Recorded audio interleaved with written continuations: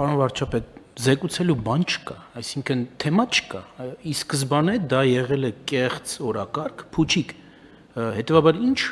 ինչ գոյացնեն, ինչ կարողանան ներկայացնել հասարակությանը եւ մի բան էլ նշեմ, որ ի վերջո Հայաստան համայնքական հիմնադրամի հոգաբարձությունների խորհրդի մեջ ներկայացված են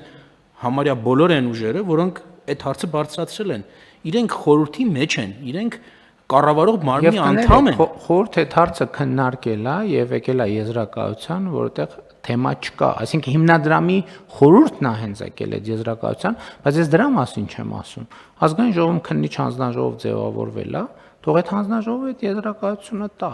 Ում են կանչել, ինչ են արել, ես անկեղծ ասած գիտեմ, որ հիշում եմ, որ սկսեցին աշխատել ու տենց գնաց կորավ, բայց հանձնաժողովի նախագահը հենց Հայաստան խմբակցությունը ներկայացնող անձ է։ Եվ այդ անձը թող պատասխան տա, բա ինչ եղավ, ուր է, ինչ եզրակացություն ունեն։ Չմոռանաք հավանել տեսանյութը եւ բաժանորդագրվել Civic AM-ի YouTube-յան էջին։